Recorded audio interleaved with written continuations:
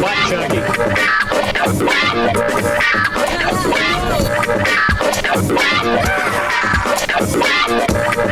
You're listening to the Moist Boys Podcast. Hello, everyone. Welcome to the Moist Boys Podcast. It is officially the end of an era. It's a fish! This is No, that was a couple movies ago. That was the last movie. That was the last Just a little itty bitty fish. one, or should I say the penultimate? Since this is the final, The ultimate. The ultimate, Yeah. or the pen, I guess, depending on which one we're focusing on. Yeah. How does that word work exactly? Latin. I don't know. Speaking of words work, my name's Josh, I'm Jonathan. I'm your best bro, Heather. I wish I was a hand model. and what would you be called if you were a hand model? Harley! Yay! Owen Wilson. Muzzled. Hey, wow. Oh, Wow. Wow. I heard that Hansel's really awesome right now. That Hansel is so hot, hot right now. So hot right now. It's not the accent. no. Stupid. Speaking of Zoolander, we're here today to talk about the 2013 Hayao Miyazaki film, The Wind Rises, the final, as of this recording, and yeah. from what I've read, probably actually final Hayao Miyazaki film. Yeah. Sad fucking times. End of an era. It didn't like.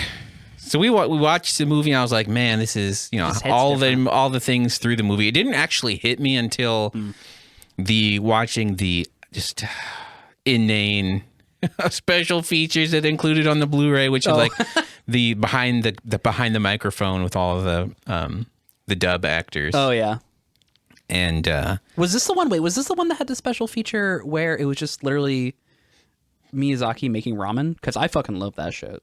Like, no, give me more of that. The one on this had like an hour-and-a-half long press conference about the release of The Wind Rises, which I haven't watched yet, but Was Kathleen Kennedy Wait, there? Because I I've heard need she's to- really good at press conferences. I need to know if Harley was being an ass or not. Is there just... No, there's literally a thing where he makes like ramen for an entire office of like the Yeah. animators and stuff. Why have I not watched Oh, it's this adorable. yet? I think it was.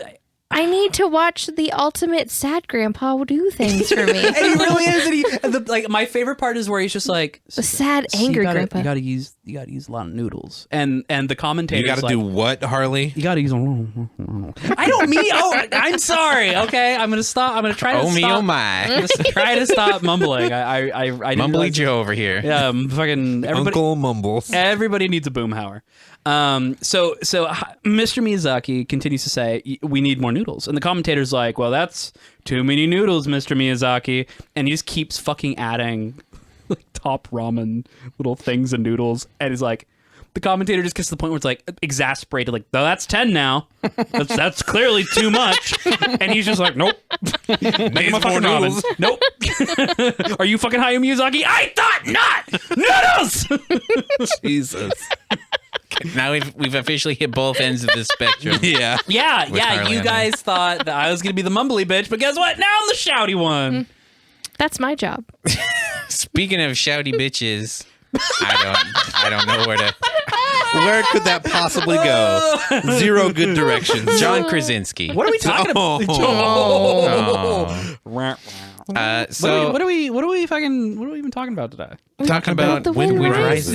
Rises. I think I already said that. You did. Okay. I wasn't listening. Of course you Clearly not. You never do, Harley. Like when If there's one thing we know about this podcast is that you never listen. Harley's not listening to anything he says. He's not listening sitting here. Nope. He's not listening later on. He doesn't listen. it is in one ear and out. What? It's not even in one ear. It's just out your mouth. He's like, there's The there's end. headphones in Full the stop. way, guys. Yeah, well, see, I mean, if someone I can't would, hear if anything, there's someone would headphones. hear, they would turn my fucking headphones on. I'm sure this would go a lot easier. Now I just got to lip read. Oh Jesus. That's a funny bit. Tongue. Sure. Cool. We're 4 minutes in, and this is already So sorry, All folks. deleted. all deleted. No. So where to Deleted all the time. all the time. where to begin? If At the Just beginning. Infinite sadness. Ew. So I'm gonna just say it. Say it. I'm a little miffed because this is a stellar Yeah. cast of voice actors on the dub, And there are zero fish. and we watched the sub. While there are also stellar voice actors, I'm sure. Yeah, there's on fucking the sub. Hideki Anno. I definitely was like, I Also want known as Hideaki Anno. Oh, I said it right. Sure. to. Sure. Heidi Nike Anno is in it. I reject your reality and replace it with. I definitely wanted to listen to the dub, but mainly I'm miffed because when we would turn on the dub just to like hear the voice actors a little bit, the fucking translations were so off that I was Yeah. like, this is another goddamn movie like this. No. It's so weird, so late in the Ghibli, like he's Hayao Miyazaki in 2013. Don't fucking change his script, bitches. like Yeah. don't give different like. There was one part in particular where they're just walking down the street and they hear the is it Shoe Bear? Shoe bear, you know, the bear with shoes. No, Harley, the composer. The fucking composer. Jesus. Yeah, Scanner Darkly. That was the song, right? Sure.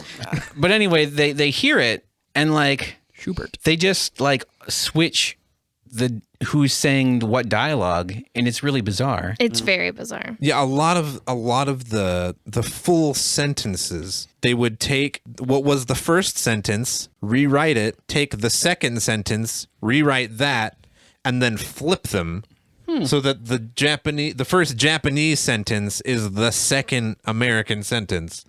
It's very like, odd. What? But why? That's very the sentence strange. structure works that other way. Why would you make it so that they said the second thing first and then finished it with the first thing? It felt very like Lupin-esque, like Castle of Cagliostro had this problem where like the translation changed a part of the story. Yeah. And they were Yeah. just rewriting it, being like, who fucking cares? Who won't gives a shit about this? It's just some Hayao Miyazaki feller. Who's Yeah. gonna care about him? And then so it's just like Some what Chinese the cartoons. actual No one cares. crap. Jesus. Yeah, that was absolutely weird to see That's that super weird. drastic. And like the director of this was like talking about how he was like, you know, we had to rewrite stuff to make it fit something or other, but like tried to keep the essence of the thing. It's like you didn't even really seem to do that though. No, and like because things would change context, and it was Yeah. So I'm a little miffed because I definitely wanted to be like, oh, I'm going to go back and rewatch this, and I'm going to rewatch it in the dub because Would you say that I would- like does the dub actually match with the English translation of the Japanese? no, No, that's what we're so saying. of course we're watching it with the Interesting. subtitles too, right? Yeah, okay. So we're listening it to it in English, watching the subtitles, and they're not even close. I feel like more than likely the dub is probably a much more accurate translation because you know that Disney probably fucking threw a ton of money at that shit. then why aren't there think. subtitles? Then why wouldn't the subtitles? So when I watched it, so I'm assuming we all watched at the same time at HBO Max. So I watch everything. No. We actually watched the Blu-ray. Oh, okay. So I watched on HBO Max, and the subtitles completely matched the English. The dub? Yeah. Weird. Yeah. Odd. Yeah, because I watch everything with subtitles because I like. But yeah, so I always have subtitles on, even if I'm just watching something in English. And in this case, yeah, I mean, I didn't see any glaring. Oh, there were definitely like glaring differences on this one. That's interesting. So I wonder if in that case somebody probably went back, rewrote the subtitles to match the dub. It would make sense. I'm guessing the HBO Max subtitles are probably more accurate Yeah. because that's going to be from G Kids, whereas the Blu-ray that I own is from Disney. There you go. So I'm assuming the G Kids redid everything once the Disney deal fell through. Would make sense. So that's unfortunate. Yeah, no, that would be really tough to. Well, so I mean, I guess if you're watching it in if you're watching the sub, but then the subtitles are just kind of wonky. Ew, yeah. I mean, they fit fine. Yeah. They Yeah, fit like fine. when you're listening to them speak in Japanese and you're reading words, like the word to like what you're hearing to what you're reading, like ratio, Yeah. felt fine. Now hearing what they were saying in English versus what the subtitles were giving us, Yeah. it changed context of a couple of a couple things, I think. Interesting. And that was just in like switching back and forth. So trying to watch the whole thing that way, it would have been. Occasionally, yeah. Yeah, that would. Oh, I hate that. That literally drives me absolutely up a wall when the subtitles and the dub do not match. Yeah, It's like, that fucking stop. That will be the one situation where I just fucking turn the subtitles off. And I'm like, if I can't hear it, that's okay. That's the preferable reality for me. Yeah. right Yeah. now. So did y'all watch the sub? Y'all, We watch. We flip back and forth a 90 little bit. Yeah. I would say 90% of it in the sub, and only 10% in dub. So how was Heideki? Jesus Christ! Did you just call him hide a key? Yeah, he did. I cannot. You are a grown ass man. Get your house in order. Anyway, I think debatable. I think he did a really good job. Really? Yeah, I he did think- a really good job. Was this his first foray into voice acting? I do not believe It's so. his first feature film. What I liked about it is that I think so. The character is supposed to be Pretty monotone kind of. not. I mean, the way that Joseph Gordon-Levitt does is Yeah. very much that. Yeah. Hideaki Anno adds a lot of warmth. I Oh. feel like to the character. Yeah. So Which- he's not as stand out. absolutely. Like he's Which like is weirdly missing. I'm just gonna come out and say, like, I actually did not like Joseph Gordon-Levitt in the dub. Oh, when At we listened to fucking the, I love JGL, and I was I like, do too. This felt monotone. It felt like a robot. it's very flat. You know, actually, sorry, I feel like you were about to make a point and try to get too off track. But you know what it reminded me of? Like, it literally felt like he went back and watched Princess Mononoke, Billy Crudup? Yes. Billy Crudup's take on Nashitaka? Was that the character? The main character of Princess I Mononoke? believe so. Yeah. Like, his delivery is the exact same. Everything's just like... It's basically So it's like a Harley. yeah, it's like the end of one of my sentences. Thank you. Ass. Sorry, I mean ass. There we go. But yeah, it was weird, and I mean, yeah. Again, I love JGL, so hearing that he was going to be in this vocal cast was awesome. But And what's crazy is he's done voice acting before, so you can't be like, oh, it's his first voice acting. No. No, he's done voice acting before, Yeah. and he was Yeah. amazing at it. Like Treasure Planet is a fucking great movie, yeah. and him being the main character of Yeah. Jim, like it's fucking great. Yeah, no, so it to hear him slaps. just not. Which in that instance, I put that on the director. Then. Yeah. yeah, I think- feel like that might have been. I think that part was of his it choice. is that for that character, they didn't know how to read it other than incredibly aloof. Yeah, And that's not who the character was. Just he was focused on what he wanted. He wasn't like single-sided. it was not like a I wouldn't a even Sherlock say Holmes. single-sided, and yeah, it's just like he had a focus, and whatever his focus was, whether it be his work, whether it be this girl, whether it be saving them from a fight, like, you know what I mean? Like there Yeah. was a focus, and he Yeah. put his all into that focus. Okay, I need to ask another question. okay. So specifically surrounding, I'm really fucking curious, and I actually was really excited to ask this question surrounding the differences between the sub and the dub. Like, so for example, the train scene Yeah. when shit's going down, there's that big earthquake. The And- Great Kanto earthquake. Yeah. What like so a lot of the special, like, really it seemed like anything, I think there's a reason for this narratively, but anything that seemed to relate to like air or wind moving or any of like the planes, like that was all fucking done. Like none of that was actual. There were no sound effects. No, it was it was all just those dudes fucking going like people. blowing raspberries. Yeah, and that was like, okay, and then that was the same in the sub and the dub. Yeah. Oh, thank Yes, God. Okay, yes. cool. I was gonna say, like, Jonathan kept doing it. He kept being like, somebody's just blowing raspberries right Every now. time no. a plane started, it was. yeah, it was. I was like, yes, it was I fucking love it. It was so funny, and like that specific scene, because I definitely like. But I thought something was off, like in the very beginning of the dream sequence. Because Yeah. like, oh yeah, that's not real. But for some reason, like when, I mean, I guess that was kind of more of a sound effect. But like when you had that earthquake occur, I was like, oh shit, wait, this is a fucking thing. I was like, is this real life? And the guys were like, no. And I was like, no, this Yeah. is fucking real life Because for that him. time jump comes out of nowhere. Time yeah, jump and I was like, yeah. oh, okay, this is a dream again. Yeah, Because no. that's why the sound effects are happening like this. And then the movie kept going, and I was like, Nope. this is a dream. This is real. again. Buckle in. like We're here now, Yeah. bitches. Yeah. I think part of that is that this whole movie is inside of Jiro's head. Yeah. So like the sound effects carrying over into the real world, I think makes sense there. And also, but like he does like exaggerate the earthquake because like the train's like flying like hundreds of feet through the air. Yeah, like there's definitely But then you actually see what actually happened, and they just came to a stop.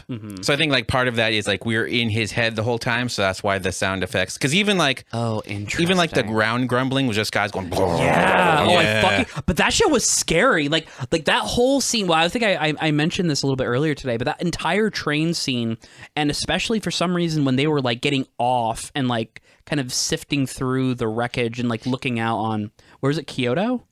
It's Tokyo. They're in Tokyo. Yeah. Looking out on like the freaking aftermath of this earthquake. Like I got real fucking weirded out. Like had like a mini panic attack. So I was like, oh shit. Okay, this is where we're going. Full fucking Grave of the Fireflies. I'm not ready.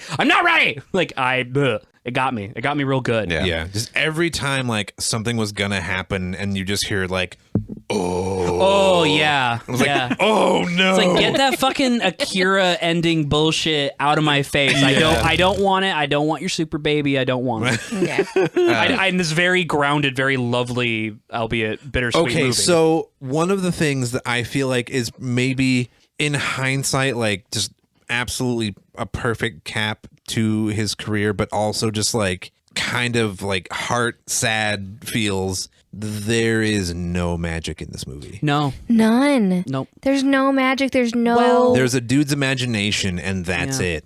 I mean, I really feel like, though, if you look at Hayao Miyazaki's, filmography and a lot of his personal philosophies and a lot of like his interests, like flight to him is magical. Really is like the only real form. It also kind of, I feel like, was coming full circle a little too. Like having, I know Nausicaa isn't his first one, but having... But it's like, I feel like, I mean, Castle Cagliostro wasn't, it was his first, he directed it. Yeah. But it wasn't his baby. It's not his. He took somebody's story. And even that, though, has some pretty spectacular, if my memory serves. It's got some good flight in it. Yeah. But like Nausicaa being his baby, like his story, and then it, and then the cap of it being The Wind Rises, they almost feel like time moving backwards. Like his technology moved backwards, but also like, they're just perfect end caps of each other, where it's just about the flight. Yeah. It's just about reattaching yourself to human nature. To go back to Hideaki Anno, I think you may have mispronounced that incorrectly. No, it's fine. Okay. No, but like there's a lot of personableness and warmth to his character that Joseph Gordon-Levitt just isn't able to bring to that. So like you can understand why people are drawn to him in the sub, because he's just like just a super nice dude. Yeah. Just like the most calming, like, he's not voice. Like, oh, hey, yeah, that's fine. It's like, who is this guy? Why does anybody like this guy? And that's the feeling that I got with the Joseph Gordon-Levitt dub, is that he struck me as a person that, I mean, obviously had a singular focus, but things just kind of happened. Like good things just happened at him or to him. I also feel like it's a difference in culture. Maybe, yeah. Like he was. I bet the director directed JGL to be like, this guy's a genius. Yeah. How are geniuses in America? They're usually a little socially distant. They're a little odd when they speak to people. At least on people TV. Don't. At least on TV, right? Like this is 2013. That's how like geniuses were being portrayed, and they were like, "Oh, this guy's a prodigy. He's a genius. We have to we're gonna treat him the same way. Like he talks in a way that people don't understand. Whereas in a Japanese culture, like." He's just some dude. He's a dude who works really hard. He's just a hard worker. He's just a hard worker. Like that's why he got where he was. He was in at first. He was out last. You're gonna finish that tonight, aren't you? Yeah, I'm gonna do the work that I was. It's already done. Like I'm just putting finishing touches on it. He's just a quick worker who works really hard, and that's a Japanese culture thing. So it makes sense that they would maybe have that if two different directors were like from two different cultures. I think that's a good point. Yeah, because like a lot of that, I feel like the scenes that we watched where it was Joseph Gordon-Levitt, he played that more of just like back to the grind. Am I right? And it's like that's not really how that guy feels about it. Like this is literally his life. He just wants to make beautiful flying machines. Yeah, because that's what he loves. For the Nazis, but I mean, for the Japanese. No, for the Japanese, he was just taking ideas from the Nazis. Yeah. The other uncomfortable uncomfortable thing with the dub as well is listening to John Krasinski and Joseph Gordon-Levitt talking about how backwards and Shitty Japan is. yeah, Yeah, for like it's a little 3 or rough. 4 different conversations. I was like, Yeah. this is just rubbing me the wrong way. I'd rather if I'm gonna really- hear people talk about how shitty Japan is, I'd rather hear it from either Jonathan or from people from Japan. God damn. Fucking flawless. Snuck it in. Jesus. Didn't even skip a fucking beat. Oh, wow. God damn. You had that shit mapped out. Yeah, No, that I was, literally- He's been that thinking was about it since he said it in the movie. locked and We're loaded. watching the movie and he's like, I don't want to hear this from these two. I or literally- Jonathan. I literally thought of it as I was like, I was like, oh, that was little callback here. that to- was brilliant. what was If- it? If we made a movie of you in the United States and we were looking for a voice actor for that specific moment, you would be very aloof. That shit was genius. God damn. But also, I'm not. John Krasinski is overall. This rubs me the wrong way. I would And I- let John Krasinski rub. Rubbed me all the wrong ways. Wait, wasn't Jesus. Emily Blunt in this too? Yes, She she was. was. God, Yeah. can they just fucking stop being? All She was together all the she was time? with JGL. Yeah. Yeah. Had to be weird. Had to be weird. Had to be And then weird John for old Krasinski just ended JGL's career, and he never acted in a major motion picture ever again. Oh my! Wait, actually, I mean, wait, whoa, hold up. I think I don't actually know if that's true. this came out in 2013. Yeah, no. So it Oh, was this, and like shit. it was a 1-2 punch of this and Dark Knight Rises, and Hollywood was like, no more, guy. That's fair. Poor guy gets directed by just 2 people that don't know how to work with actors, and he's Fucking Christ. he Yeah. just rides off into the sunset. William H. Macy can never go wrong with William H. Macy. So like, Yeah. but I feel, and he Who did he use? By He the way, was- I he's- like that we say this, but JGL's got at least 3 things that came out each year. Really? I mean, probably. Yeah. He is one of the hardest working he's, dudes. Yeah, no, he's busy Yeah, as shit. since Yeah. 2013, he's worked on 1, 2, 3, 4, 5, 6, 7, 8, 9, 10, 11, 12 more, like 20 some odd things. I Yeah. do have a question though. He was since- fucking Snowden in the He was Snowden. He was the French Canadian tightrope walker dude. He was talk in, about bad voice acting. He was Yeah. in Star Wars Episode 8 as a voice Oh, of yeah. an alien. Really? Yep. He was the one that rats him out. Yeah. He was in 7500. Interesting. Yeah. We don't. He was we in don't 7500. He was a voice in Knives Out. talk. Oh. He was in the Trial of the Chicago 7. Oh, really? Yep. Oh shit. Well, there you go. I mean, And he's movies I have currently not got seen. 10 episodes of a show out right now. Oh, he's on playing YouTube a Red. he's playing a like a high school teacher on Apple TV, so nobody's watched him in it. oh, That poor- definitely feels like that would fit for him. Yeah, to the 5 people that have Apple TV. go watch like, that show. Go watch that show. I You know guess. what's crazy? I actually just got Apple TV. Okay, so to the 5 To the- other people who have Apple The 5 TV. people and Harley. And He's Harley. got six things coming out. He's Look, currently- man, good for him. No, One of them is Hyperbole aside, like You get yours, buddy. one of them is Fraggle Rock the movie. Oh shit! anywho, The wind rises. moving along. Oh my god, one of them's Pinocchio. He's Jiminy Cricket. That sounds awful. That's gonna be rough. Yeah. Sorry. What isn't? Well, I mean, what was rough, but in a Was it- different way. Was that your bad? That was your ominous that warning. was my ominous shit's going down noise. Do you know who? Do you know which character was very much different from the sub and dub? Kurokawa. Oh really? Who did that voice? That was Martin Short. Yeah. That was the little boss guy. Big yikes. He didn't yell and scream like He there's- didn't go full Jiminy Glick on it, but Yeah. like pretty fucking close. The dub or the sub? The only one that Martin Short was in, my guy. He did the dub. Yeah, between that and like I was like I couldn't make it to Emily Blunt and William H. Macy because like we didn't even hear Mae Whitman. yeah, The 2 scenes that she would have been in. She was Yeah. in like 2 scenes. Five. Two scenes. no, because she was play? his sister. Oh, His sister when she's grown up. Um, patriarchy. The patriarchy of Hayao Miyazaki. Yeah. Anyway, Of being handed a film that was already made and finished and being like, Mae Whitman, you're in it. You're this character. she's like, but I'm waiting for the callback for Independence Day Resurgence. Oh, Wow. one out It's for never Mae gonna Whitman. come, Mae Whitman. It's Damn. never gonna come. Gosh, are you okay? I mean, no, Who fucking but hurt you today?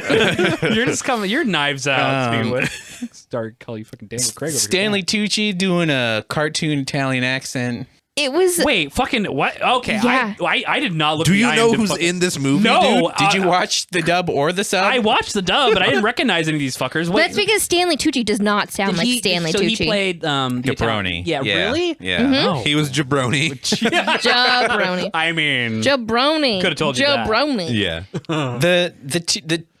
I think the two Japanese boy. best for the dub would be Mandy Patinkin Yeah. as Hattori, who actually fit the character. Yeah. Yep. And Werner Herzog, which was the main reason why. God, he was so fucking creepy and great. I want him in everything. There you go. Good point, Harley. I want to see the baby. Every day. I need it. That was the saddest moment of that show when they killed him off. I was like, are you shitting me? Have you not watched The Mandalorian? Oh yeah. Oh, I was like, did I fucking miss a sad bit? No, because I mean, drove yeah. off in the sunset. I think you did. He because drove off into the sunset and left fucking just Yes. I chaos think in his you wake. I was like, you might have missed a sad part because Jonathan missed the sad part, and I was like, because I wanted to know if the secret Nazis got him, and he's like, what? And I was like, yeah, because the secret police are after him. That's what that part of the conversation is about. Oh yeah. No, the consumption got him before the Nazis did, I'm sure. Yeah. like it got everybody else. Yeah. Yeah. Oh, pour one out for the OG mustache dad himself, Bill Macy. Who did a fine job. And he actually he did mention something that like I have felt about subs versus dubs, where he was saying like how hard it is to do a dub for a thing that's already been filmed. Oh yeah, absolutely. And about how like it's an art, and I don't think the director of this dub has mastered that art yet. Ooh. He said that? No, I said the last Oh part. shit! I was okay. like, "Damn, Bill!" I know. I was gonna be like, Macy's just Bill, fucking coming out. I feel like coming out swinging. I feel like he was, by the way that he was like rubbing his face as he was talking, like he was like, Oh, "What do yeah. I? How do I? How do I politely say this while also potentially getting a call back? Yeah, yeah. Yeah. Like you're not screening this to the director before you put it on the DVD, right? Yeah, okay. Then yeah, this is what I'm saying right now. yeah." Oh, mustache dad. The other my other favorite part from that behind the scenes thing was when John Krasinski saying he loves animation so much because you can create worlds that don't exist in real life. And we're like, of all the movies that Like 1923 Wow. Japan. Well, yeah. I mean, doesn't exist anymore because we bombed the shit out of it. Sorry, but not Tokyo. yeah, That's the one metropolitan area we left. yeah. We're like, oh, super- Hiroshima. super cool of us. Yeah. super Yeah. cool. That's because we knew we were going to be major tourists later, so we were like, can't fuck up that spot. Yeah, we'll just, nuke the south. Yeah. Yeah. It's too hot down there, anyways. Too hot down there. Have you seen them bugs? Nobody wants to hang out God, there. they're so. That's loud, probably why they're so big now. though. Yep. Jesus. Oh my Christ. god. And let's move on from the topic. Let's move on from the topic, please. I do like. I was wondering, reading the description of this, like how do people in Japan like grapple with that time period? Yeah. It would be interesting to read like some history books that weren't written from a, let's say, focused on General Patton Yeah. of World War II, of being it's so fucking interesting. I mean, so I've never been to Japan, and I've never had the opportunity to talk to someone from Japan about World War II, but spending a lot of time growing up in Germany and having like a lot of dumb teenaged candid conversations with people who like was like, hey, there's a thing over there and I think it references World War II. What's that all about? Like there is very much this, I mean, again, completely different cultures, but the sense of kind of like, yeah, it's a thing. We talk about it. We think about it a lot. Pretty much anytime anyone talks about history, it comes up. And I think that's, that's what I really like about this film, at least or specifically around that topic, is that it doesn't skirt away. Like it doesn't just pretend like, Japan wasn't a part of, It's like the Germans and the Japanese were literally working together to make bombers. Exactly. But it really does kind of, I'm sure we'll touch more on this later, but it really does paint like a very realistic, very humanistic picture of just like human just ingenuity and creativity kind of surrounded by this aura of like kind of encroaching capital, encroaching war, and how do you thrive creatively if, when you're living in a kind of in a state that's on the wrong side of history. Well, especially when like you're an artist and your art is the tool of war. Exactly. And it's like you don't want it to be, but you can't not make art. Yeah. The other thing, the thing I'm interested in is like not looking at World War II from where we are now, or of us like, the Germans and the Japanese, they were the bad guys, but like going back and being, because like there are a lot of conversations that Jiro and what's his friend's name? John Krasinski. I can't remember the character's name. I cannot remember the character's name either. I want to say Hattori because it starts with an H, but Hattori is the boss. I think there's an F in there. It's like Frank with an H. Frank Frankenstein. But like they're always having conversations about like how Japan's like this little poor small nation. Mm-hmm. So like it'd be interested to know like at what point did they tip over to the German side, because the Germans like, we'll help you. We'll help you build planes and we'll give you all this material, versus like if anybody else had. Yeah. But then you'd also have to look into like what was because I know that there's like a lot of tension between Honjo. I know there's a lot of tension between like Japan and China and like all the islands that are like in between there, and like who picked what side. I mean, World War II really is. I mean, this is definitely a conversation that I am in no way, shape, or form fucking knowledgeable enough to really have. See, there's this place called the Mole in Dunkirk, and Tom Hardy flew some planes. Yeah, right. Oh, I'm just like, I mean, World War II, at least from the Axis perspective, is very much rising up, seizing. Kind of the power back, and it's all of these underdogs, poor countries who are kind of struggling and in trying to just make ends meet, all of a sudden raging. I mean, I think like at the time, like kind of raging against kind of the oppressive West, and so I mean it's very interesting. Seeing the characters, seeing the writing, and just kind of seeing the side of which it's like, I mean, we have no fucking choice. Like we want to do this thing. We want to make these, we want to make these planes. We want to work in this industry. We want to just, feed our families or non-families, whatever. I think Honjo is an interesting foil just because he is very much like, can't work hard if you don't have a family. So, I mean, he's probably just to us is kind of the portrayal of like the every person, in Japan at the time. But I don't know. Interesting. A very kind. And again, I'm going to probably end up using this word a lot, so I apologize in advance. But a very humanistic look at kind of a pretty rough time. I mean, even Hayao Miyazaki, I think is a pretty outspoken pacifist who really, I mean, if like the one line in the BuzzFeed frickin' article that I read. Sorry. Oh, boo. I know. Like, is actually true. I mean, it sounds like he's been pretty outspoken about being a pacifist. About as far as his opinions on Japanese remilitarization in the space of time where this film came out. And so it's interesting seeing his kind of fixation on the story and telling the story. And really diving in and kind of deconstructing, where the world and where Japan specifically was at that time. So yeah, I don't know. I mean, if there's one thing that I would take away from all of his films is that he's definitely like violence always leads to catastrophe in every one of his movies. Yeah, absolutely. So like that makes sense, right? Do you think he came up for the idea of what would happen if a creator of fantastic art saw it used for evil when he like I mean, I guess just looking at anime in the 21st century in general and being like, man, what did I do? Right. Why did I make this shit popular? Yeah. I mean, I There's would- definitely like, you can definitely draw parallels between how he talks about like a lot of modern anime, which I would probably agree with, like just animation in general.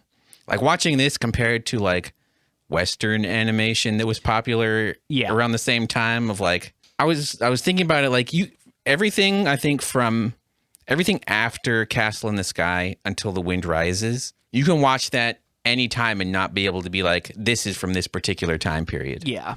Whereas opposed to like, Save for like Howl. Yeah. Like they go hard on the CG in that. yeah, one. That's true. which I think like I said for Panya, like he definitely was like, no, That's throw that shit in the garbage. Yeah, that is a hard pivot and or return to, maybe not return to form, but And I mean, like this is very much that too. Or just like you can see like as things are going from the background to the foreground, like the detail popping in. I don't know why, but I fucking love that. So the end credits to this film were like a real, I don't know, I just fucking ate them up. Just because I love that contrast between like the clearly, I guess I don't really know, I don't really understand enough about the art style to really talk too much about it, but like something that's clearly made to be background while also having certain like pieces of the set kind of pop out and accent, looking like it's more maybe like hand drawn or more done, kind of cell to cell. Like there's a scene, I don't know why, but this scene, this image is just like burnt into my brain of just a still shot from the credits from that fucking train. And it's just the interior of the train, like that beautiful wood, kind of like wooden style, old style. Oh, with the curtains. With the fucking curtain. Yeah, see? Yeah, those fucking curtains get me so hard. It's so weird. They don't actually. I just like I don't know what it is, and I know that I'm sure a lot of people think of it as kind of like an antiquated art style. Like why not have it all blend in? Why not all have it look like foreground or background or whatever? But it just for something, because then you get Earwig and the witch. Yeah. I gotta say, I am 100% gonna go back and watch the dub of all of this because we completely missed some characters, like Mae Whitman. we missed Mae Whitman, we missed Darren Criss, Elijah Oh yeah. Wood, Oh yeah. fucking. But who was Elijah Wood? Elijah Wood? Was he Baby Zero? He was. I think it's pronounced Sone. I don't know what character that is. No idea. Sone. Yeah, it's SONE. Oh, it's the kid. I think it's the little kids. It's the kids that he sees that really have nothing to do with the story. But he's like, "Hey, you want my fucking sponge cake?" Except they don't have any dialogue, so They that don't makes have any- no And they sense. don't have probably And names. the older one is a girl. Yeah, and they literally don't say anything. Oh, Yeah. okay. Well, then maybe I'm fucking wrong. I don't know. I would say probably. Well, I don't fucking know. No, Young Jiro was actually played by Young Jiro. Okay, rap name called it. Young Jiro was played by Zach Callison. Why does that sound familiar? That is Steven Universe. Sorry, Do you know what? I do. Do you know what thought kept popping into my brain every time that Jiro would have a dream?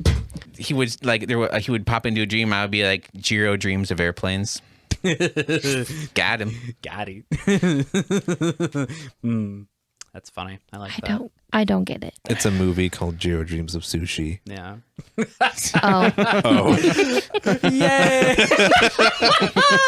Oh, so I mean, let's just be clear though. So this film it is actually based on a real character. It's an Also known as a amalgamation. real person. It's an amalgamation of a couple but he was of a real people. character. Oh, he was a real what. character. I mean, maybe not if you ask fucking whoever directed Joseph Gordon-Levitt, but Hey yo. hey. See, I got singers too. Yeah. I have to lead y'all there a little. I was gonna say, are they the kind we eat? that have put Hey that have yo. fillers? I just want the vanilla ones. You can take those chocolate zingers and shove them up your I ass. will eat them Wait, and fucking, get out of what my is a face. zinger? You've never had, it's like a Twinkie. But with like a hard It's like a Twinkie icing cupcake. on the top of it. It's like you took the hard icing on top of a cupcake and you put it on top of a Twinkie. I don't know if I like that. No, it's, It's so good. good. It's so fucking good. It's, you know it's what- literally a Twinkie. It's got the cream filling and then just like You know who might like that? John Krasinski. Probably fuck that guy. You know what I mean? I don't But- because I didn't hear you. So anyway, what makes me think that the JGL thing was a conscious choice was that Krasinski does hit the character. I think, like, as much as I don't care for it, he actually does hit He's the character. got the intensity absolutely. of him, and Yeah. like, And So but like- the friendliness, like there's an intense friendliness about him. Yeah. And he definitely seems like the kind of rube who would be like, "Oh, gotta have a family, gotta Gotta have do my the- boost. Can't work hard if you don't have a family. Yeah. Can't leave everything to my children when I kill myself because I'm overworked if I don't have children to Yeah, exactly. Jeepers, Bro. I think Yeah. my biggest issue between the two of them was that There's no Joseph- chemistry between the two of them. kind of, and like Joseph Gordon-Levitt, it almost seemed like the director was like, "Hey, Joseph Gordon-Levitt, Just pretend like sound like John Krasinski," and then Joseph Gordon-Levitt was like, "Okay," and so when you're like, Hey, hear the I'm two John of them have a Krasinski. conversation, it's just like, wait, which one was that? yeah. Who said what? And then he was like, Also, the director was like, John, remember this guy's fucking your wife. This guy's trying to fuck your wife. Because I Like, have one never time- seen JGL not have chemistry with somebody before. Yeah. to be fair, they probably they probably didn't meet each I other. know. They're Oh, probably yeah. not in the sound. But still, I've heard him do voice acting where he had chemistry with other actors. I'm a big special features guy. Like, I like to watch the behind the scenes stuff. I was like, it's 11 o'clock at night and I need to go to sleep. It's 5 o'clock somewhere. Yeah, but this is my least favorite type where it's just actors. Inside the actor studio. Not even that. It's just actors like, Hey, actors, like retell us the text of this film. yeah. Give us the what's the Just run down the synopsis of this movie. yeah. There wasn't Hayao Miyazaki making ramen, is what you're saying. No non-white person made an appearance in the yeah. Does it though? But, I mean, no. It's a goddamn Chinese cartoon. That is kind of the tone that the behind the scenes things took. Like, In a little bit, yeah. I got the feeling that no one on the cast had ever seen a Ghibli film before. Maybe Joseph Gordon-Levitt had, I feel like Yeah. but nobody else had Like, ever. he was definitely, like, in the interview, he was, like, the most pumped to be part of a Ghibli movie. which is so sad because he did the worst job. Yeah. Like, and that's why I'm going to put that on the director. Like, I think Joseph Gordon-Levitt gave 100% of the 10% that the director told him to give. Yeah, absolutely. Yeah. I'm sure Joseph Gordon-Levitt can do warmth, and Jiro is supposed to be a very personable just character. the nicest fucking guy Oppressively who's like, warm. I just met you on Yeah. this train, but let me save your goddamn life. Like, Which makes more sense when like he buys the cakes and tries to give them to the kids versus the JGL just like, why is this weirdo trying to talk to these kids? It's like, Take these cakes. Take them. take them, take them. They're good. Take it. Got some sponge cake. Do you want some? Do you want it? Take the sponge. Take the sponge. all I can I do now hate it. is imagine Oh. JGL trying to have like Krasinski's hair and like trying to project. Just having the gym hair. yeah, Jim hair Okay. trying to do like You mean his the heart man hair? How fucking dare. Folks, you can't trying see to this do at his home, but mannerisms and like just coming off as super green. Yeah, that's fair. can we all agree that nobody animates wind better than the Ghibli Miyazaki team? It's so goddamn. great. Because it's fucking like wind and air is to Miyazaki what fucking time is to Nolan. Like they're fixated. Except one understands human beings and is able to. And the other one has his And the characters other one beat is their wives. And the other one is neither Nolan or Miyazaki because I kind of feel like they're out on an island. Do we need to go rewatch a movie together? I think Hayao Miyazaki is able to understand. It's like he writes the best characters. That's true. All of his characters are great. Oh, That's- absolutely. That's fair. I think he understands. They people maybe 100% understand how terrible they are most of the time. yeah. Or They're always they don't give spectators. two fucking shits about it. Yeah, they're either spectators to how people are the disease, or they are actively being the disease. And know that they are and are Or- fine with it. It's food Just fucking revel in and it. beautiful. Yeah. Yeah. I feel like this one kind of avoids that a little bit where I mean, they everybody. didn't really have a ton of food in Japan. I mean, the people that are the disease part by like yeah. skipping over the lead up to war. Like By literally just getting to like the doorstep of World War II and being like, it's 1940. Bye! It and was now all a it's- dream. yeah. Also, your wife's dead. Yeah. Bye. Bye. Bye. Yeah. Are we going to talk about it now? This is just not it's as sweet of a movie as we're trying to make it sound. It's a sad fucking movie, beginning to end, I man. wouldn't even say it's sad though. It's just so fucking melancholy. How dare a, you steal my word from That's our a group word chat. for fucking sad, you dips. I mean, yes. Melancholy is traditionally a sad feeler. Generally. If you're gonna go with happy feeler, mad feeler, sad feelers, it's a sad feeler. Yeah, I guess that's true. It's usually paired with an infinite sadness. That's Yeah. yeah. Which I feel like this one just really leaves you with. Yeah. Because like the movie ends and he's just like, his dead wife is like, go live your life, bro. And he's like, "What life?" What? And then Okay. Caproni's like, well, Look at this new war machine you've made. How cool is that thing? Look at that fucking thing. None of them came home. Yeah. But guess what? Roll credits. Jesus. Yeah. Oh my god. Fuck. And then like Miyazaki's just like deuces and just like walks out of the studio He's for like- fucking ever. He just claps his hand. Work This- here's done. This really is. Yeah, this is pretty much his mic drop. Yeah, like oh. He's like, my I've been God. telling you, I've been telling you, I've been telling you. Here's history of how people are the D's. Bye. Yeah. to be fair to people that said he would be back, this was like the 5th post retirement film that he made. Yeah. So Yeah, that's a fair Yeah. point. But he does But technically have one still, supposedly. Has that been? what I read that all the information all the information about that movie was from one particular Ghibli director or producer who has since left the company because Because he, he yeah. was like, Gross shut the fuck up, misconduct. dude. Shut up. I mean, honestly, do I want more Ghibli films? Abso-fucking-lutely. Like, Do you want Goro to head them? yes. No. To be fair, I've not watched the other 2 that he's made, Nah. so I don't. I don't know though, but it just really, I think as Heather said, like this really does feel like kind of the perfect capstone to, you know, a very long and beautiful line of Ghibli movies. And I feel like if ever the legacy was going to end, I think that this is a very poignant, albeit maybe Well, It's definitely underappreciated because it's Yeah. the lowest rated which is Miyazaki which movie. is crazy. Well, I mean, I feel like this is one of those films that kind of falls into that annoying spectrum where it's like people who watch it give it really good reviews and think it's really good, and people who don't watch it give it bad reviews because they suck. I I also Because think it's it's the internet. because if you haven't watched his entire run of movies, If like you we do not have, have the emotional investment in Miyazaki films, in Studio Ghibli, then this film just pops up and is like, it made me feel sad. no, if you haven't watched his whole line, Yeah. then what most people think when they think Ghibli is Spirited Away, My Neighbor Totoro. Kids films. They think light, magical, and like those have some deeper meanings to them. Yeah. But like, and even Princess Mononoke, right? But they're fantastic. fantastical. Fantastical. They're but they're very fantasy based, Yeah, right? Like totally.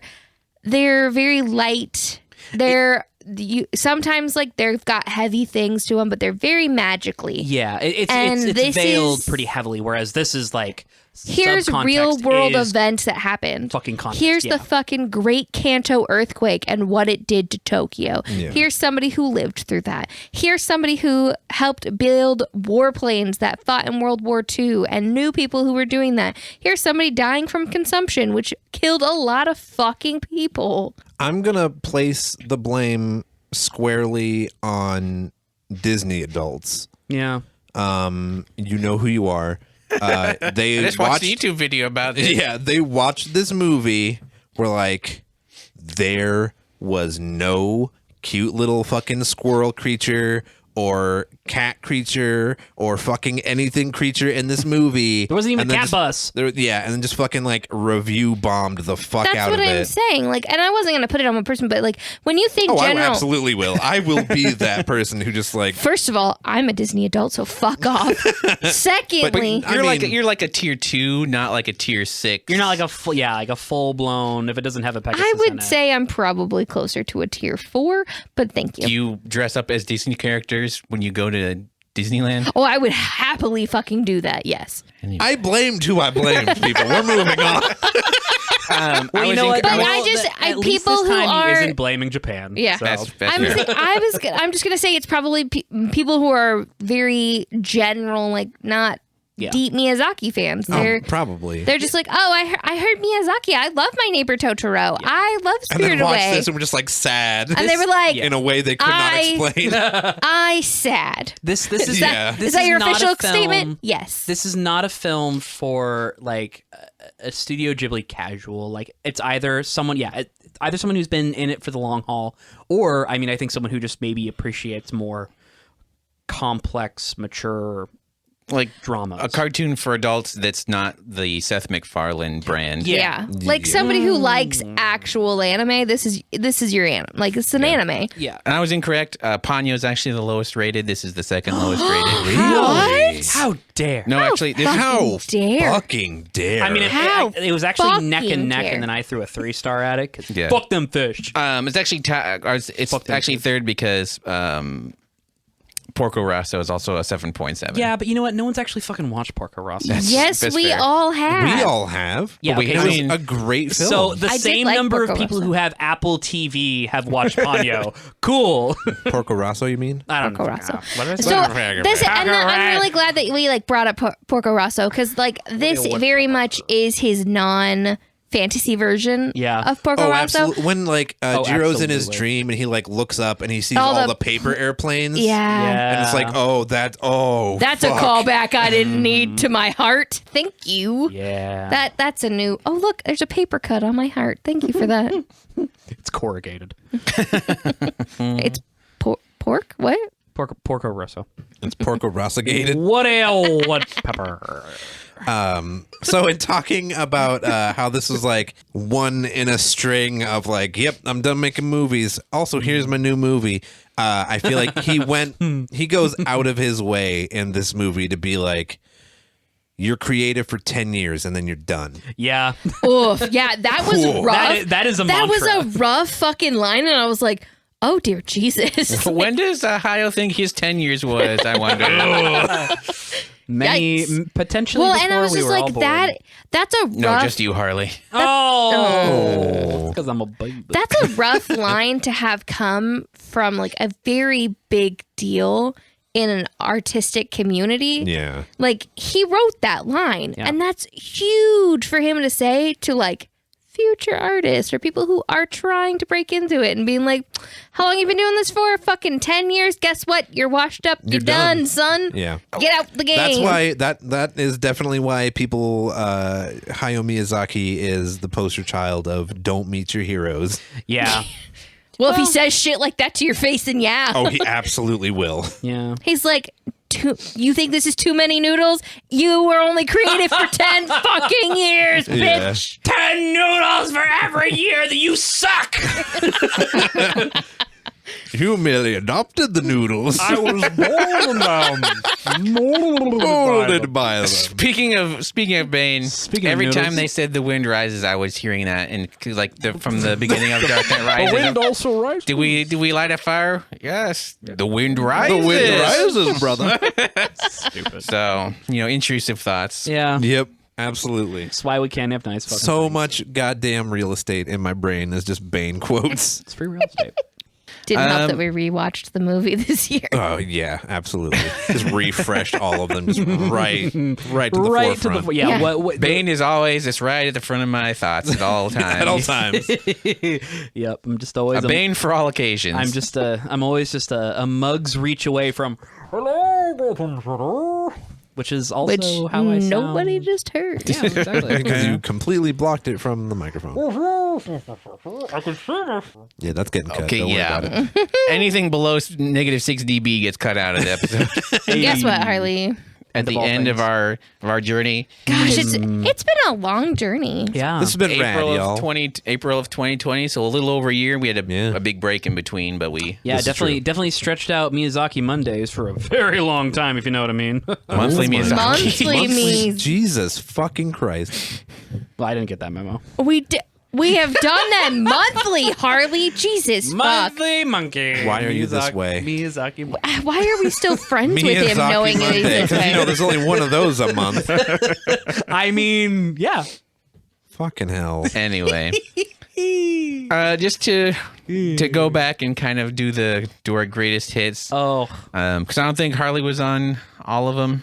We We'll give thumbs up run to the list. every. take it from the top. Yeah, run the list from the top. So starting in 1979, a little bit before our time. A little bit. The Lupin the Third Castle of Cagliostro. I didn't fucking see it. You haven't seen that? No. Really? No. Oh, it's good. You It's should watch fun. it. Yeah. I honestly, watch for some the subs though. for some reason, Yeah. I've always been kind of intimidated by the Lupin films. I don't know why. I just have never gotten around to The watching. good thing about Lupin is you don't have to have any frame of reference. You can literally jump in wherever you want. It doesn't matter. Oh yeah, like It's the great. point of entry is like anywhere. Like Doesn't matter. the very first episode of the first series and the Castle of Cagliostro doesn't matter. Like, Nope.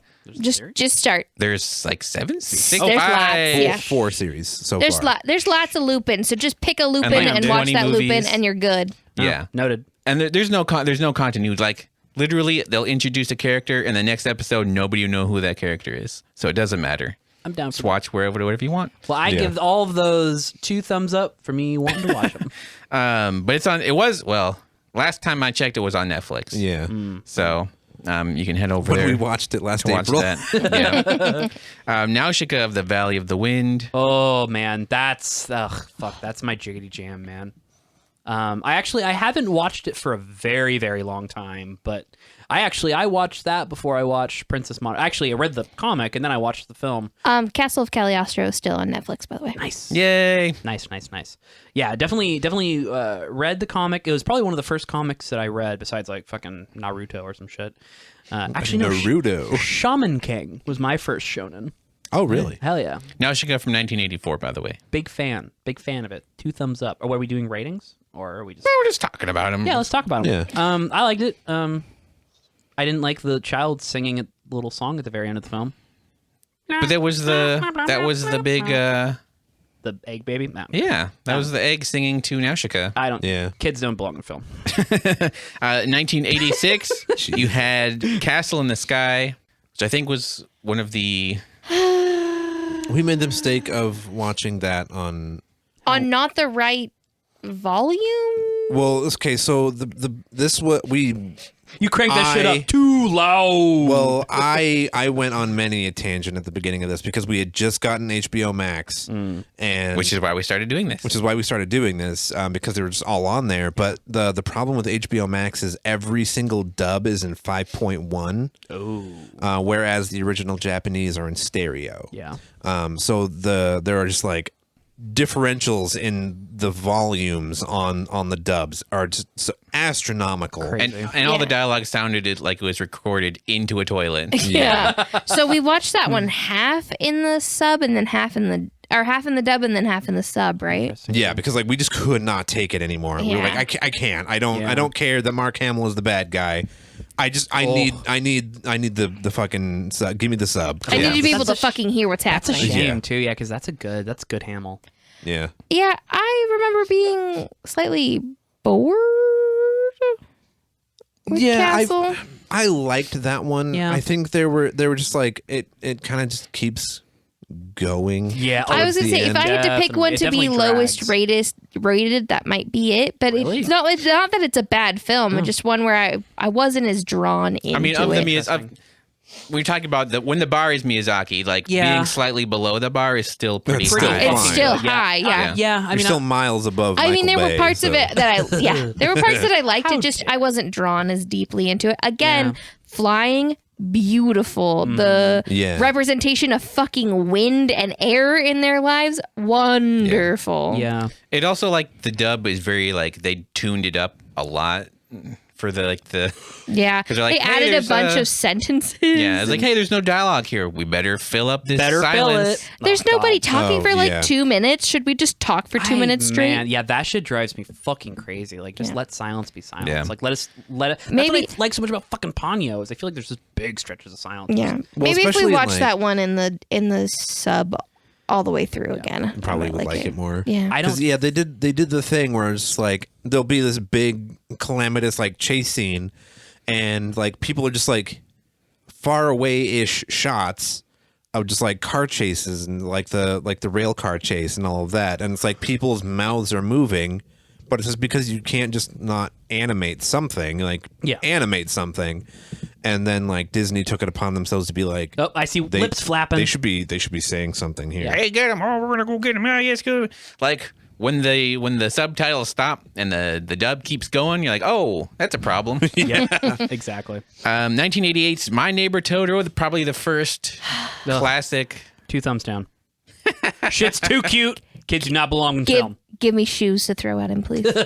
No, I love My Neighbor. The first Miyazaki like location that I would be like, I want to live there. I want to go to that fucking little village. Oh, absolutely. Live out in God, the their woods. house. So I want cute. their house so Yeah. fucking bad. Going over that little dude. bridge to get to. Yeah. Yes. It's Yeah. cozy. That whole fucking film just feels like a I also nice want those bento blanket. boxes packed for me every day, please. Yeah. Thank you. Oh yeah. Agreed. 1989's Kiki's Delivery Service, a 7.9 on IMDb, which is really? kind of weird. That is weird. I like that shit. That is the first Miyazaki I ever saw. Really? Yeah. Probably same. I hadn't seen it until we watched it for this, and I fucking love it so much to this day. And like it All spawned. these 7 months later. Yeah, it spawned a love for me that translated into a wonderful gift I got. Now I have a Kiki's person matching wallet. That Really? Yeah. Yeah. The boys bought me a person wallet for Mother's my birthday. Your birth. My Christmas. Birthday. birthday. Birthday. For my birthday. I will admit, Kiki and Castle in the Sky are the only 2 Miyazaki films that I think I've actually only seen once. Well, you should watch Kiki again. I should actually. Yeah, I agree. Our kid likes Kiki. I want to watch Kiki again, so my kid can watch it again. 1992's Porco Rosso. I want to watch the this lost again. Miyazaki, I Yeah. feel like. Bunch Yeah. of pigs. I Nobody. don't know why. I don't know anybody who just like when you're like name a Miyazaki film, and they're like, you're like going through them, and so you can't name one. Somebody's already named, and everybody's like, fuck, I don't remember, and you're like. Porco I guess I've Rosso, never and they're like, done this "Oh exercise. fuck!" They're just like, that's not a movie. Yeah. Skip. It'll be nice to watch it on the old big TV with the old Yeah, really blasting those cheeks. we should do that Clapping too. them cheeks. Oh, boy. Gross. Yeah, actually, I'll okay. let that pig man clap my cheeks. Oh man! So actually, you know what? Yeah, I lied. So there are 3 films by Studio Ghibli that I've only seen once, and this is another one of them. So Interesting. Then there's a 5-year gap, and then 1997's Princess Mononoke, the first of 2 PG-13 Hayao Miyazaki feature-length films. This one. did we watch this one? Did we talk about this one already? Yeah, Yeah. we did. Oh. I think this was the first one of. That's a big for me, dog. I think that was January. Yeah, no, that I think it Or was no, February. February? Yep. Somewhere in Sometime around there. there. Yeah. Yeah, I mean, All I know is that one gives me all the sad time feels. the Heebly Jeeblies. God, that one. I'm pretty sure I stated this on that episode, but like, Yeah. I'm good. I don't need to see that movie. I'll probably watch it a few I months. was say I've seen it's- it. yeah. We've seen it. I've seen it twice now. Yeah. And yeah, I'm with Jonathan. Like, this is a District 9 for me. Like, I've seen District 9 in theaters. I owned the movie for a minute, and I will never watch it again. I don't need to. That shit is burnt Wait, into my brain. Oh Yeah. man, yeah. Kari watched that like every anniversary Oh my god, that shit's so burnt into my brain. I don't. before we make love. I don't. You know what, Harley? You're kicked out. You're done. I'm done with you. Something about little fish faces. 2001, we had. Give me them shrimp boys. Oh man, if we ever need another name, Shrimp Boys. Shrimp Boys podcast. Shrimp Boys. In 2001, we had Spirited Away. Just Also great.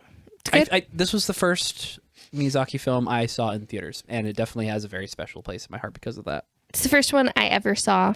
Ever. Yeah. I kind of feel like you and probably everyone else in the world that wasn't a fucking, I don't know. I know. And Us two nerds. yeah. I feel really bad because like I have a very stereotypical, but I went No, I had from nothing I like went that. then I was like Spirited Away and I was like, well, give me more of this. I like this, and they were like, here's Totoro, and I was like, more now. No. Okay, hold up. Wait. I need to address something. Don't. Preferably into your microphone. This fucker just keeps moving on me. No, it doesn't. You keep moving on. You keep leaning your head back and talking at the ceiling I for want some to be reason. comfortable. Then take your mic with you. Fine. Put it in a backpack. Take all Take your all shit. your mic. I feel like we really people need to know that Harley, this isn't very hard. Like, I have literally laid on the floor and podcasted Well, you know before, what? holding a mic I'm on my animated. chest or above my head. Like, I can, if I can be on Yeah, mic. through the power of technology, think Harley I just- cannot get it to work. No matter how high and low he tips it, it still doesn't get He closer to moves his face. head away. I know. I feel like I just need to get into like perfect slouch position And then bring it to you. Yes, and that's how then- microphones work. That's Oh, yeah, Harley. there you go. Oh, literally, yeah, like it's literally what I'm doing. I have Well, you know melted what? in my chair more and more as we recorded. After how many Hayao Miyazaki films, I finally figured out how a microphone works. Goddamn. I What don't know. point were you? What movie were we talking No, about? so well, we were talking about Spirited Away. Oh yes, and yes. Heather, the most and- overhyped of the Miyazakis. Whoa! I'm kidding. I am kidding. Dare. Well, no. But I wanted to say because Heather prefaced with apologizing and saying something along the lines of like, I know it's stereotypical, but and like I'm like, fuck that shit. You know what? This is the brilliant thing about getting these films brought over from Japan and having them kind of thrown into, the North American cultural zeitgeist. Like, this shit is amazing. This shit And should them be not being Akira. required. Yeah, should be like required fucking viewing. And like, I don't get just nerd shit in general. Like, I don't give a shit when you start watching stuff. Like, I don't care how old you are. I don't care if you were like crazy about it before it was cool. Like, just being in it, being in the community, talking about it, wanting to talk about it. Like, that is cool.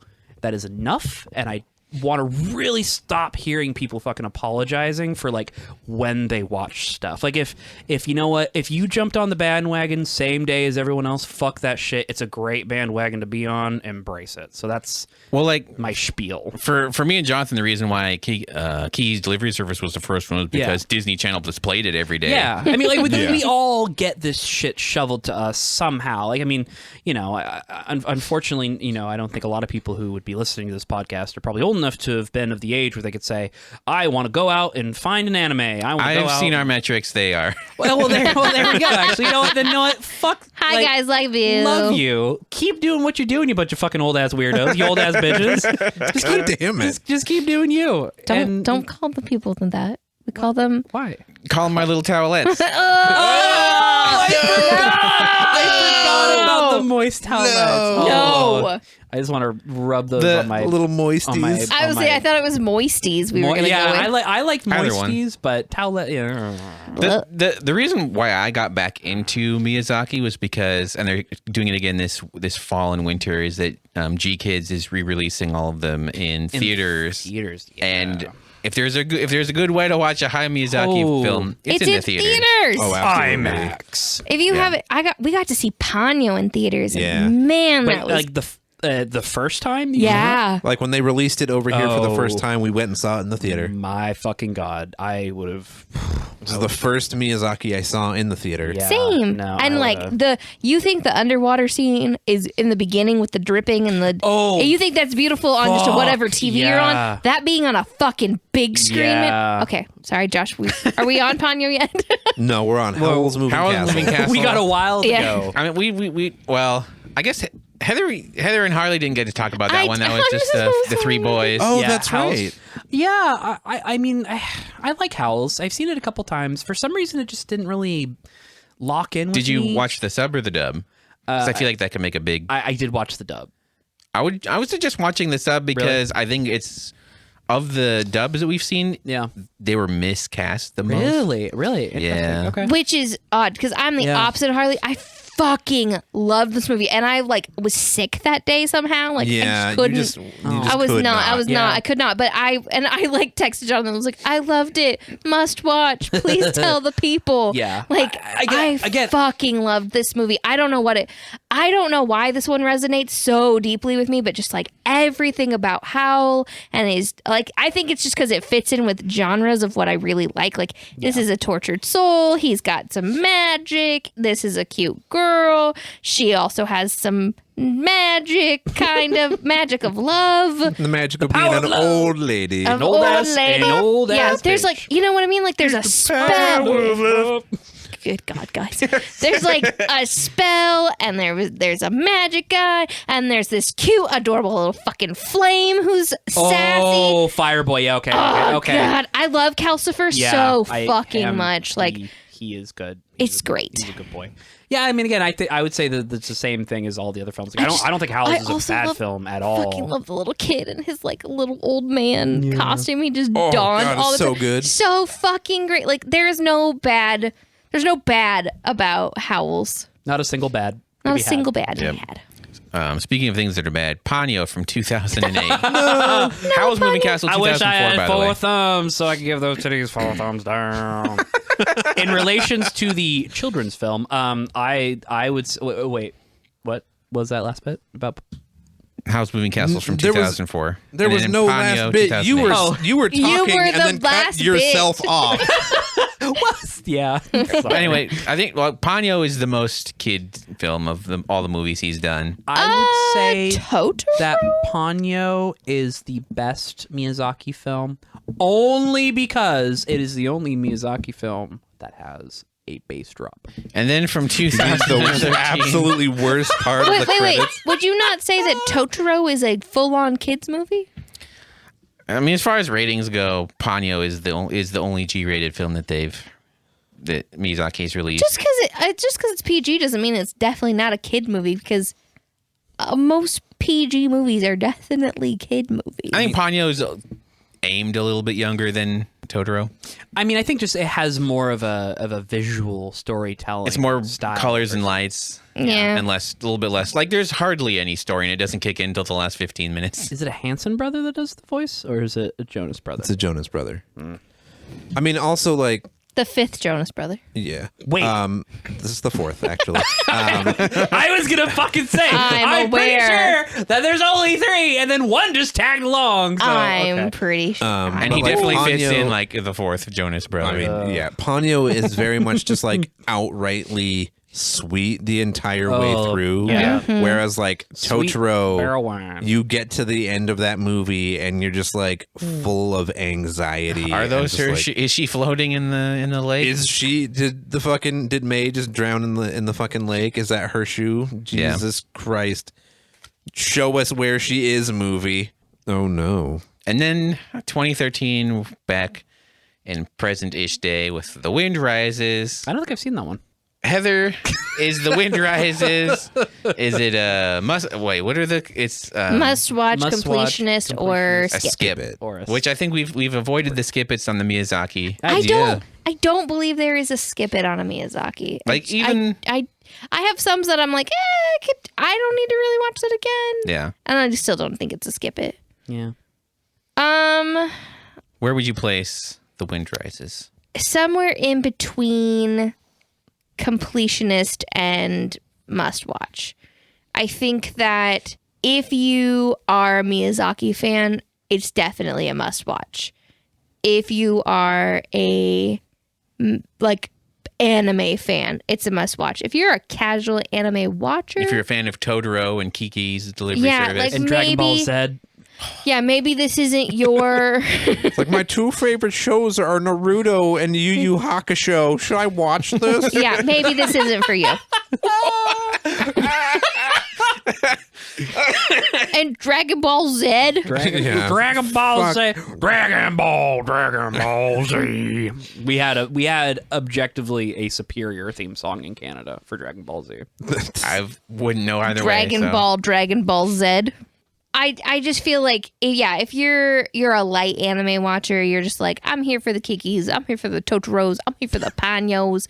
This might not, like, maybe you should watch this because maybe it's the bridge to Gap, but it's Maybe this is the Bridge to fucking. Terabithia. Fuck you. Fuck you. I knew someone was going to say it. I knew. It is definitely a bridge to Terabithia. So, like, if you No. like Bridge to Terabithia, Then you'll fuck like, you. Go home. Like, you'll go like hug your this mom. movie. Like, Cheapers. Creepers. If you like Bridge to Terabithia, who hurt you? Yeah. Jonathan, completionist, must watch, or is this? Skip it. I'm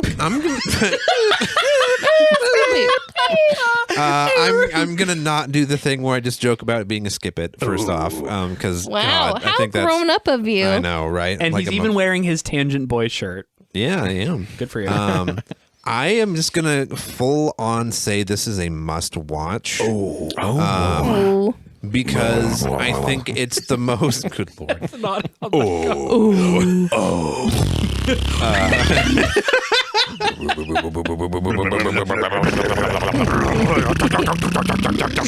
Folks, if you enjoyed that, you'll enjoy this movie. What the fuck just happened? It's so great. Oh Christ! I've been awake since like 5:30 this morning. Welcome to my life as on this have we- I podcast know. normally. As if we all, you old bitch. Anyway, so I think this is one of like I feel like there is there can be a bit of what's the phrase that I'm looking for? Movie. No, but like the like a hurdle for like getting into some Miyazaki stuff. And you should jump that hurdle. Well, like I just mean like because if you're not one of those people who goes like super hard into like the cutesy side of stuff, like a lot of his movies have that as a foil to the darker tone of the movie. Yeah. This is, if you're just into animation, this is absolutely aces. Like the animation is great for 2013 being a hand-drawn cartoon. Fucking go watch it. If you're into, well, not necessarily like you're into history, but you're like into like what would it have been like to live through this time period, this is absolutely a must watch. If you're into anime, like this is probably one of the most like standalone, I feel like, for his movies. Like they're all standalone movies and there's no like you have to watch all of them to get a bigger picture, but this is the most like open and shut he made a movie, and it doesn't feel like, oh yeah, I'm going and I'm seeing a Miyazaki, like here's this character, like there's none of those like regular boxes that he's ticking off. And so I feel like for that it's like, oh, this is just a movie. Like if you're gonna go see a movie, like yeah, watch The Wind Rises because it's a movie and it's great, and you're gonna feel things in your feely spots, In your feelers. And like it's amazing to see something that is so grounded and personal and just beautifully done about just like a person who just wanted to do his job. He wanted to create something because he loved it. And this movie does that in absolute spades. So, yeah. I'm would you actually say I'm going to this is, retract. I'm going to retract everything I said and just copy and paste Jonathan. Thanks. Harley, is this skip it, must It's watch. fine. I give it a out of I mean, I all joking aside, I think Johnny really did kind of hit that nail on the head. I while I was zoning out while he was getting to his point, I did. Fuck you. Fuck your fucking cow. A point which you made very well. I did kind of realize something, and I'm not going to bury the lead here. I mean, I would say this is I would personally say that I think that everyone should watch this film. Do I think everyone is going to like this film? No. But do I think that everyone should be fucking forced to sit down and watch this goddamn film because it's important? Yes. I think that the difference, as Johnny put, and Heather also put, the difference between whether or not you really enjoy this film, whether or not it resonates with you, is, whether or not you have that emotional investment in, Studio Ghibli, in Miyazaki himself as well, and kind of the journey that he's come, and the journey that he's been on. And, as I was thinking about this, it does, and maybe this is a point that I could have maybe brought up a little earlier in the conversation, so we actually could have dissected a little bit more, but after, a very long time of Miyazaki making films that, while in many cases cute, with a cutesy veneer, with like a very approachable, kind of colorful, imaginative nature to them, you'd really do, almost always focus on kind of the dark, extractive, ugly underbelly of humanity. This film definitely hits differently. And if anything, it almost, and maybe I'm just grasping for straws here, but it does kind of feel like, in Miyazaki's own jaded way, it kind of feels like forgiveness. Because, what have we seen in all of his films? When he really leans into that dark part of his, view on humanity, it's always about how, we are extractive, we are destructive, we are single-minded, we are focused, we in our pursuit for advancement and pursuit of, innovation, we rip and tear and destroy and really kind of ravage the natural world. Innovation at any cost. Exactly. And this film, I think this is really the first film that kind of turns all of that on its head and says, you know what? It's not okay that you did it, but I understand why.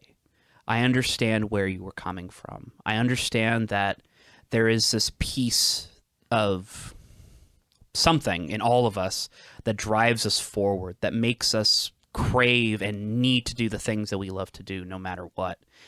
And I don't know if, Miyazaki being who he is, I don't know if he's just had this kind of in his back pocket this entire time, or if it's maybe something that he's kind of come to the realization of, as he's gotten older and he's kind of, I'm sure, meditated on his philosophy of the world and of humanity for years and years and years and years. But it is for as bittersweet and raw and real and tough as this film is sometimes to watch, there is really, I think we all kind of put this probably in a more elegant way earlier, but there is something very hopeful. There is something very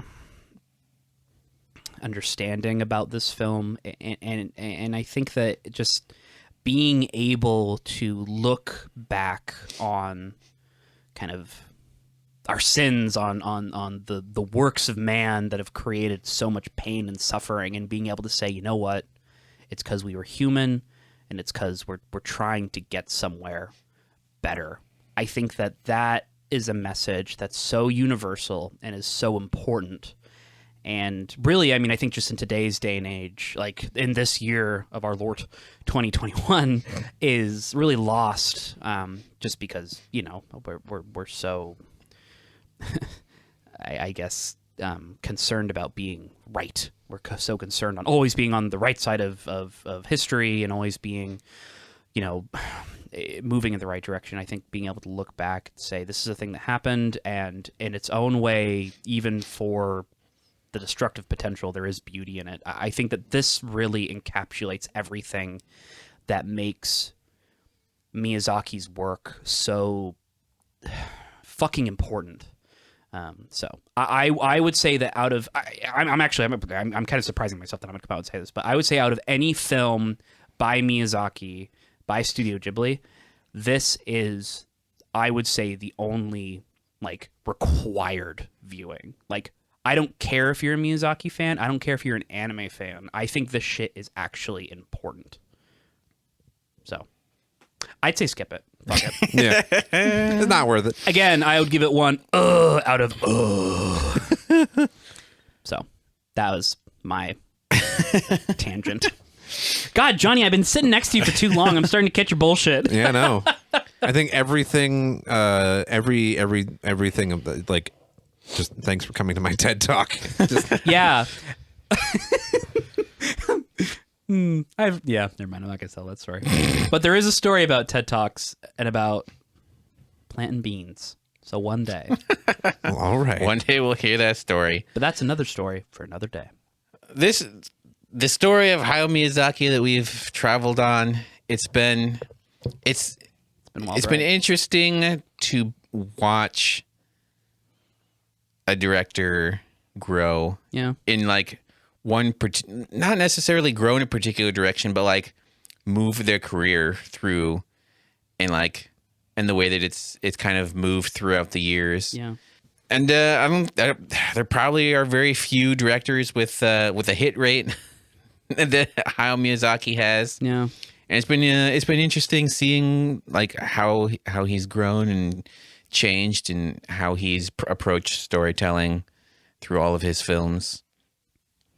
And I think The Wind Rises, and like watching it all beginning to end, like as a body of work, I would say that you should give them all a shot. I think they're all like in their own way. Each one is a must watch, even if something like A Castle in the Sky, at where it is in the place of coming right after Nausicaa and kind of covering a little bit of the same ground, but like honing different aspects of the Ghibli thing. But then like everything after that, it's been hitting it out of the park. So I think it's definitely a career to watch, and it's one of those things where just like I don't know if in my lifetime Shudder there's gonna be someone else that's going to come out and have the same type of career and be the same type of storyteller, and like it compared to like our going through the Nolan things, like it's not necessarily like night and day, but like just a very different way of approaching a career and a body of work. And so it's an interesting journey. I'm definitely glad we're doing it this way rather than what we did with Star Wars, where we just fucking powered through it and hated it by the end. Oh yeah. So it's been nice to go on like an actual Miyazaki journey. Monday has definitely been a lot better. I'll tell you Jesus Christ. But I mean, to that point, it almost is like a night and day. Because like if you go and listen to like our episodes about the Nolan movies, there's a lot of like contention in the like good that we're talking about. Yeah. Whereas like this is just literally like, how do we talk about a movie that's just pure joy for an hour and a half? It's good. Watch it. We loved it. Let's talk about what I loved it because I loved it. Yeah. I loved this minute and I loved this minute and I loved this minute. My God, British Heather, when did you get here? I've been here the whole time, love.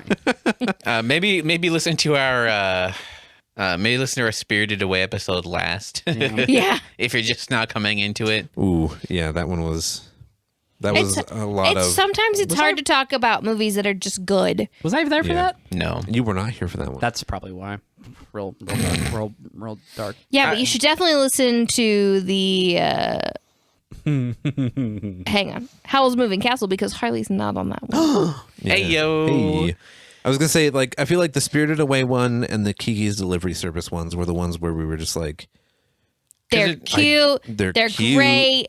I don't know what else to say. Yeah. I loved really? it. Oh shit! I mean, I definitely wish I was on the Spirited Away one because I got a lot of. Oh yeah, because I thought we were doing Sonic, and then I thought we were doing Spirited Away, and then instead I had to watch Sonic in 30 minutes. Yeah. yeah, Which, for the record, actually makes the film a lot better. Maybe we'll have a Miyazaki Redux at some point. I'm sure. Did Harley write that article? We'll come back to that. I'm sorry. But thank you, everyone, for coming on this journey with us. It's been a thrilling 11 episodes of podcasting and 11 films to watch. Now we're just kind of either wait for him to pass away or make another movie, and it's kind of like that sucks. Don't put that on me, Ricky Bobby. that is some darkness that you're putting out into the world. But to counteract that darkness, I'm just going to put it out there now because we've kind of been like, what are we doing after Hayao Miyazaki, whilst kind of still staying in the same realm. Oh yeah. And so next month we're going to be premiering a new series. It's called 8 Days a Weeb. It's actually an old series that we had started back in quarantine. We're bringing it back now because once you get out of the Yu-Gi-Oh, Inuyasha, 4 kids universe of anime, there's like a huge world of anime out there that has like It's there. Yeah. yeah. Oh. Some It has of it's different in things. a deep-seated underbelly. Some of it's Some of it is bubblegum. chewing bubblegum, Oh. which I still want to do a bubblegum crisis episode. At Oh, some point. absolutely. shit, dude. Fuck yeah. Oh, that's happening. Oh, yeah. It's- Whose dick I gotta suck? It's happening. Yeah. So I got big old testes too. And they need to be cradled. moisturize your chin before. Anyway, Lay down a paper towel. perfect end What to monthly a, what a Miyazaki. nice ending to this just absolutely No, beautiful no, cast that's of- not how we're gonna end this. folks. We are gonna end it by saying thank you, Hayao Miyazaki, for yes. your wonderful career and giving us these 11 movies that we've been able to watch and talk about. Because, And you know what? Josh is right, like bangers, like just nothing Yeah. but bangers from They all this slap. man, and nobody else does that. Speaking of nothing but bangers, going over to moistboyspodcast.com and get all the other great content we have over there. That might be false advertising. But And as new things come up, we'll be putting up on the website over there. I was hoping we'd do that again. Yeah. Go to patreon.com/moistboyspodcast for some reason. You know what? Delicately caress that subscribe button. At some You point, know you love hearing our voices and you want to hear it more. yeah. At some point, we are working our way up towards doing something over there because Give that bell a sweet little kiss and write a letter, because guess what? It might have tuberculosis. Yep. Wherever you listen to podcasts, Yikes. give us a 5-star review because the algorithm works much like Ricky Bobby, either you're first or last. Yeah. exactly. But otherwise, again, thank you all for listening to this wonderful series, and we will we'll see you next week when we're going to be talking about some other wonderful things. We've got more Nolan verse coming down the pipe with The Dark Knight, which I'm excited about. Where are the drugs going? And maybe on Hana at some point that I already said we would be doing. And Yeah. at Well, some we point gotta we'll do that. We gotta watch it. That is